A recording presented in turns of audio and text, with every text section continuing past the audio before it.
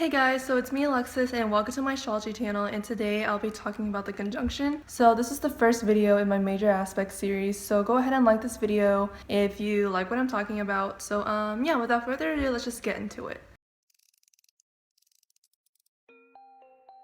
Before I talk about the conjunction, I do want to talk about the orbs. Orbs are really important. It's something I forgot to talk about in my last video because I'm a dingus, so I'll go ahead and talk about it now. What is an orb? An orb is kind of like a window or a leeway when it comes to aspects. So the technical definition of a conjunction is when two planets are 0 degrees away from each other. We know that when it comes to life, not every planet is going to be 0 degrees away from each other, but even when two planets are not 0 degrees away from each other, there is a feeling of a conjunction, and that is what the orb illustrates. What an orb explains is that, you can have two planets somewhat close to each other and you'll still feel a conjunction. Because the technical definition is when two planets are 0 degrees away from each other, but you can still feel that conjunction energy according to the orb. You can still feel a conjunction if your Aries, Mercury, and Sun are 0 degrees away from each other or 7 degrees away from each other.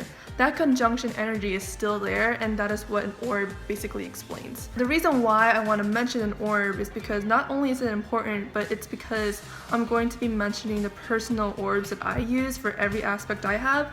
It depends and it varies from astrologers, so yeah, I'm just gonna share that. You don't have to follow what orbs I use, it's just the orbs that I personally use and the orbs I personally think are correct. It's really up to you. So now we can finally talk about the conjunction. So the technical definition is when two planets are 0 degrees away from each other. This is probably the most powerful aspect in astrology.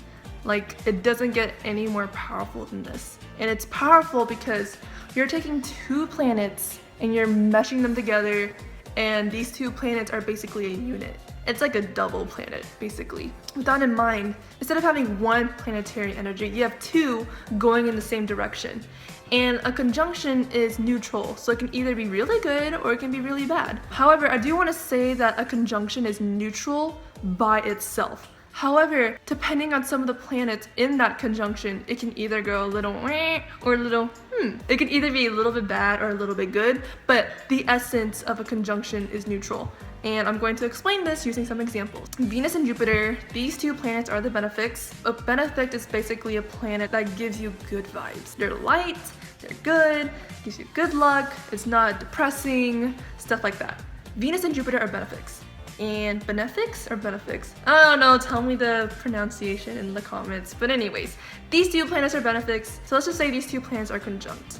Since these two planets are very beneficial, the conjunction is usually seen to be good because these two planets are beneficial. However, if you take a planet like Saturn and let's put Uranus, these two planets are malefics, and these are planets that can be very chaotic, very depressing. These planets usually have a weight on you. If you have a conjunction between these two planets, the vibe will be a little less nice. If anything, it can feel very heavy.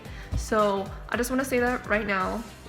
Conjunction is essentially neutral until you have different planets involved. I personally use 10 degrees when it comes to conjunctions. I use 10 degrees for orbs because it's that strong.